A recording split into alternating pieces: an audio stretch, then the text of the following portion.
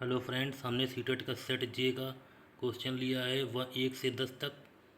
तो इसको सॉल्व करते हैं। क्वेश्चन 1 दिया है। अब कथन ए है, यदि बच्चों के शारीरिक विकास में देरी होती है तो उनका सामाजिक और भावनात्मक विकास प्रभावित होता है। कारण आर दिया है, बच्चों के विकास में विकासात्मक निरंतरता है। 4 ऑप्शन दिए हैं, इसमें से हम लोग को चुनना है। तो इसका आंसर देखते हैं। इसका आंसर है विकल्प 2। ए और आर दोनों सही हैं, लेकिन ए आर की सही व्याख्या नहीं करता है। ये वाला ऑप्शन, ये जो सेकंड दिया है, ए आर की दोनों सही है लेकिन ए आर की सही व्याख्या नहीं करता है।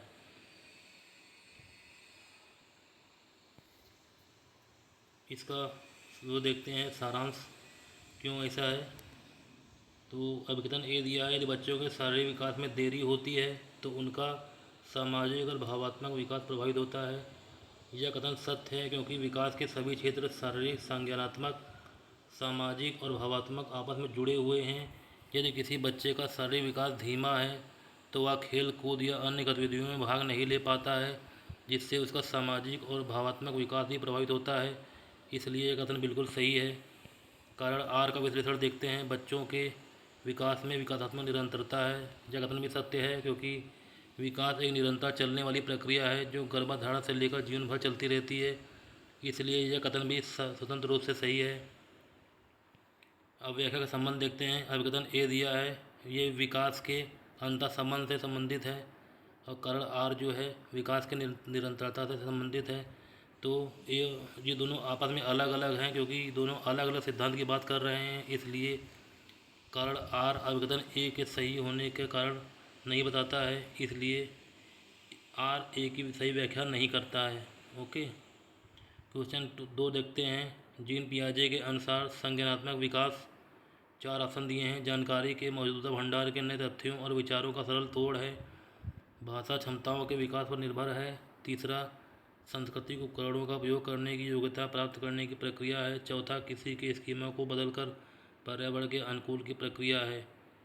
तो इसका देखते हैं आंसर। आंसर 4 सही है, किसी के स्कीमा को बदलकर पर्यावरण के अनुकूल की प्रक्रिया है। ये फोर्थ वाला सही है। तो प्रश्न का विश्लेषण देखते हैं। जीन पियाजे के संज्ञानात्मक विकास के सिद्धांत पर आधारित है।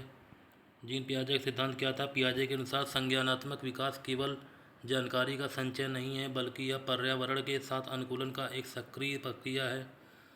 अनुकूलन और स्कीमा क्या है? बच्चे अपने दिमाग से मानसिक संरचनाएं बनाते हैं, उन्हें स्कीमा कहा जाता है। जब वे अनुभवों का सामना करते हैं तो वे आत्म साक्षात्कार और समायोजन के माध्यम से अपने स्कीमा में बदलाव करते हैं ताकि वे पर्यावरण के साथ तालमेल बिठा सकें।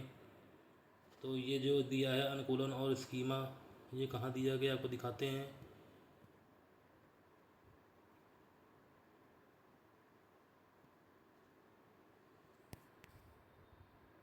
ये दिया गया है यहाँ पे चौथे वाले ऑप्शन में।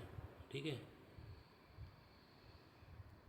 अन्य विकल्प को देखते हैं। जानकारी के मौजूदा भंडार में नए तथ्यों और विचारों का सरल तोड़ है। यह गलत है क्योंकि विकास केवल एक सरल जोड़ नहीं है, बल्कि इसमें गुणात्मक परिवर्तन शामिल होते हैं। दूसरा, भाषा क्षमताओं के विकास पर निर्भर है। यह विचार मुख्य रूप से लेव वायोगत्स्की का है। पियाजे का मानना था कि विचार भाषा से पहले आता है। तीसरा, संस्कृति उपकरणों का उपयोग करने की योग्यता प्राप्त करने की प्रक्रिया है। यह पूरी तरह से वायोगत्स्की के सामाजिक सांस्कृतिक सिद्धांत से संबंधित है, पियाजे से नहीं।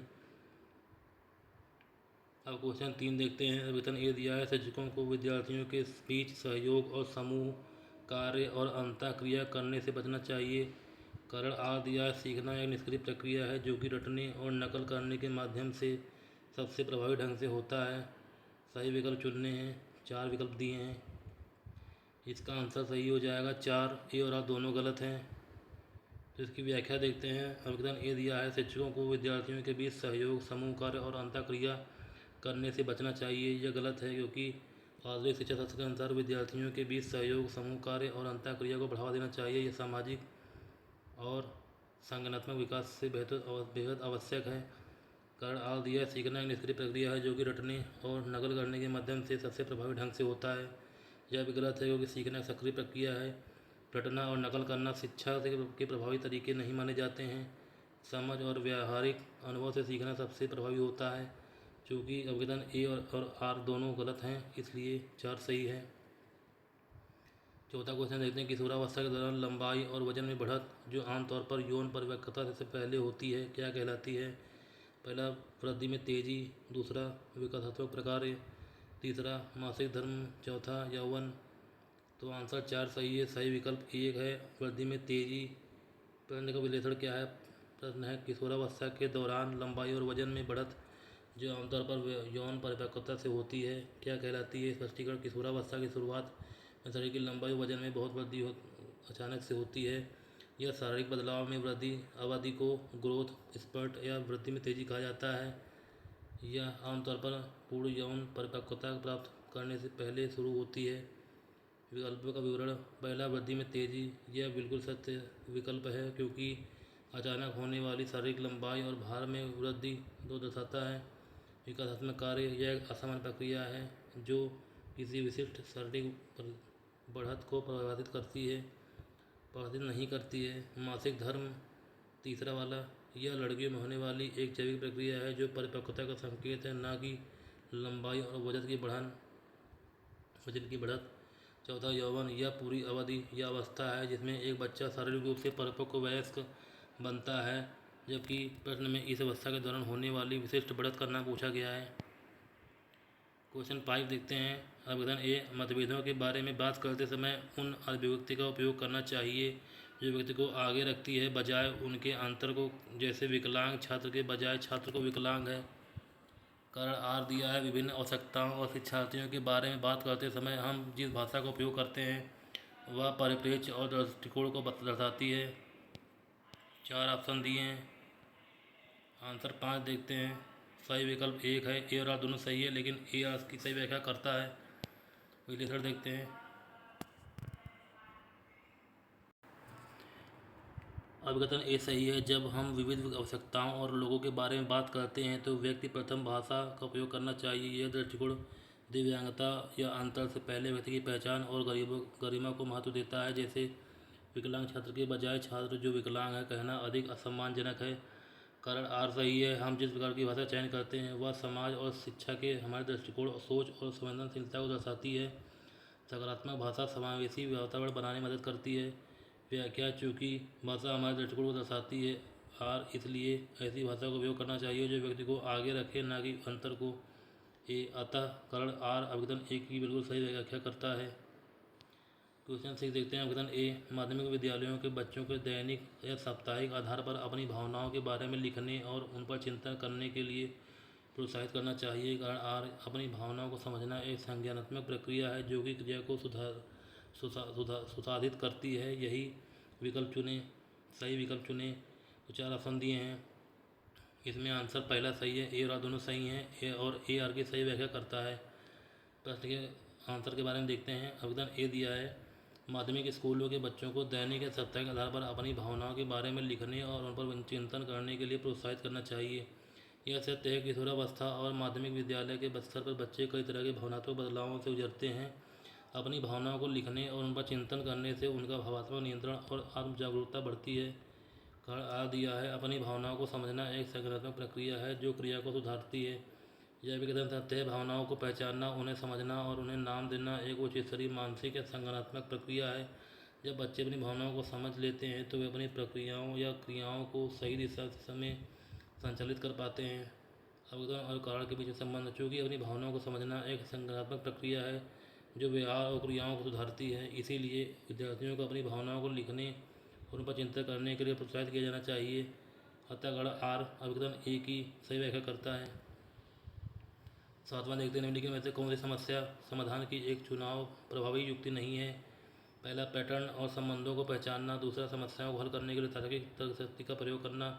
तीसरा, प्रासंगिक जानकारी को अनदेखा करना। चौथा, जटिल समस्याओं को सरल भागों में विभाजित करना। तो इसका सही हो जाएगा 7वां का आंसर सही हो जाएगा थर्ड। कौन सा है? प्रासंगिक जानकारी को अनदेखा करना। तो प्रश्न इसका देखते हैं, प्रश्न का विश्लेषण देखते हैं। प्रश्न पूछा गया है कि निम्नलिखित में कौन सी समस्या समाधान का प्रभावी युक्ति नहीं है? विकल्पों का स्पष्टीकरण, पैटर्न और संबंधों को पहचानना यह एक सकारात्मक और प्रभावी युक्ति है। किसी समस्या के पैटर्न को समझकर उसे जल्दी हल किया जा सकता है। समस्याओं को हल करने के लिए तार्किक तार्किक तर्क शक्ति का प्रयोग करना। तार्किक सोच समस्या समाधान का एक मुख्य आधार है, इसलिए यह भी एक प्रभावी युक्ति है। तीसरा, प्रासंगिक जानकारी को अनदेखा करना। प्रासंगिक जानकारी यह महत्वपूर्ण जानकारी होती है जो समस्या को हल करने में मदद करती है। यदि हम इसे अनदेखा करेंगे तो समस्या भी हल नहीं कर हो पाएगी, अतः यह एक गलत और अप्रभावी युक्ति है।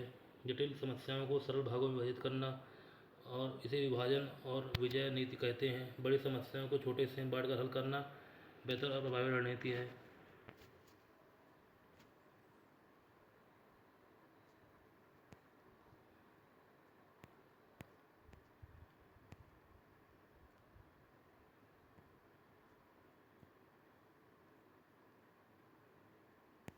अगला देखते हैं क्वेश्चन 8। पियाजे के अनुसार जब बच्चे निगमन के बारे में सोचकर और उन्हें अपने दिमाग में परीक्षण करके समन्वयीकरण करने और मानसिक परीक्षण और प्रयत्न युक्ति त्रुटि विधि में संलग्न होने में सक्षम होने के बिंदु पर पहुंच जाते हैं तो ये व्यवस्था में होते हैं। वे किस अवस्था में होते हैं? पहला, संवेदी चालक अवस्था। दूसरा, पूर्व संक्रियात्मक अवस्था। तीसरा, मूर्त संक्रियात्मक अवस्था। चौथा, औपचारिक संक्रियात्मक अवस्था। तो इसका बी का ऑप्शन 4 सही है, औपचारिक संक्रियात्मक अवस्था। पियाजे के अनुसार जब बच्चे निगमन के बारे में सोचकर अपने दिमाग में परीक्षण करके समन्वयीकरण करने और मानसिक परीक्षण में सक्षम हो जाते हैं तो वे किस अवस्था में होते हैं? क्योंकि प्रश्न में निगमन और मानसिक परीक्षण की बात कही गई है। जीन पियाजे के संज्ञानात्मक विकास के सिद्धांत के अनुसार अमूर्त सोच और निगमनात्मक तर्क की क्षमता केवल अंतिम अवस्था में विकसित होती है। पियाजे की चारों अवस्थाओं का संक्षिप्त विवरण। संवेदी चालक अवस्था 0 से 2 वर्ष। बच्चे अपनी इंद्रियों और शारीरिक गतिविधियों के माध्यम से सीखते हैं। इसमें वस्तु स्थायित्व का गुण आता है। पूर्व संक्रियात्मक अवस्था 2 से 7 वर्ष। इसमें भाषा का विकास होता है। बच्चे प्रतीकात्मक रूप से सोचते हैं लेकिन उसमें तार्किकता की कमी होती है और वे आत्मकेंद्रित होते हैं। मूर्त संक्रियात्मक अवस्था 7 से 11 वर्ष। बच्चे केवल मूर्त वस्तुओं के आधार पर तार्किक रूप से सोचना शुरू करते हैं। इस अवस्था में आगमनात्मक तर्क का विकास होता है, न कि निगमनात्मक का।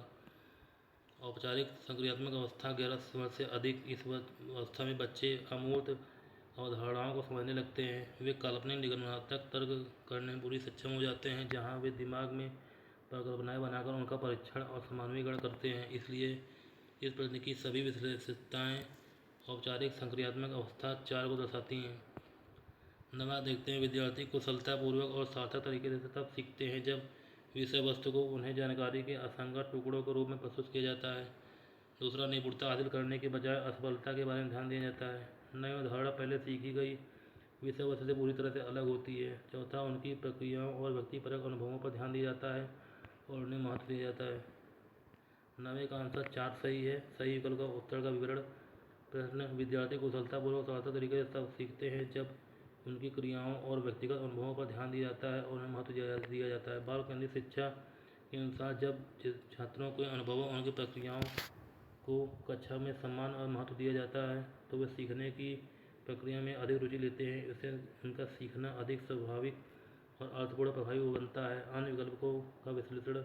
वे गलत क्यों है? पहला, विषय वस्तु को उन्हें जानकारी के असंगत टुकड़ों के रूप में प्रस्तुत किया जाता है। गलत। जानकारी अगर बिखरी हुई असंगत हो तो छात्रों को समझ नहीं पाएंगे, भ्रमित हो जाएंगे। दूसरा, निपुण हासिल करने के बजाय असफलता से बचने पर ध्यान दिया जाता है। गलत। केवल असफलता से डरने के लिए पढ़ना गहरी और समझ या कुशलता विकसित करने में मदद नहीं करता है। सीखने का मुख्य उद्देश्य निपुणता हासिल करना होना चाहिए। तीसरा, नई अवधारणा पहले सीखी गई विषय वस्तु से पूरी तरह से अलग होती है। गलत। बच्चे हमेशा पूर्व ज्ञान से जोड़कर नया ज्ञान बेहतर सीखते हैं। यदि नई अवधारणा पुरानी सीखी गई बातों से पूरी तरह से अलग होगी तो सीखने में कठिनाई होगी।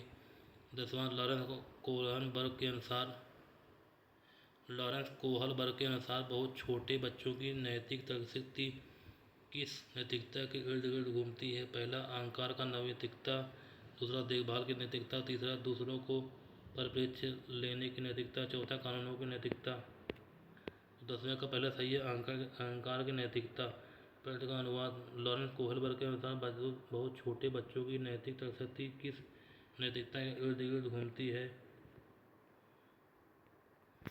का विवरण लॉरेंस कोहलबर्ग के नैतिक विकास के सिद्धांत के अनुसार बच्चों का नैतिक विकास 3 मुख्य स्तरों और 6 चरणों में होता है। पहला पूर्व पारंपरिक स्तर यह विकास का पहला स्तर है जो मुख्य रूप से बहुत छोटे बच्चे 4 से 10 वर्ष में पाया जाता है। इस तरह बच्चों का नैतिकता बाहरी कारकों जैसे सजा के डर, पुरस्कार और खुद के स्वार्थ पर आधारित होती है। इसे ही अहंकार की नैतिकता कहा जाता है, जहाँ बच्चा केवल उसके फायदे और नुकसान के बारे में सोचता है। अन्य विकल्पों का विश्लेषण देखभाल की नैतिकता यह सिद्धांत कैरोल गिलिगन द्वारा दिया गया था, कोहलबर्ग द्वारा नहीं। तीसरा दूसरों का परिप्रेक्ष्य लेने की नैतिकता यह पारंपरिक स्तर में आता है, जहाँ बच्चे समाज और दूसरों की नज़रों में अच्छा बनने की कोशिश करते हैं। चौथा कानूनों की नैतिकता यह भी पारंपरिक स्तर का हिस्सा है, जहाँ व्यक्ति नियमों और सामाजिक व्यवस्था को बनाए रखने को महत्व देता है। तो आपको क्वेश्चन कैसा लगा? 1 से 10 तक हमने समझा दिया है। आप लोग कोई भी दिक्कत हो तो कमेंट करें। धन्यवाद।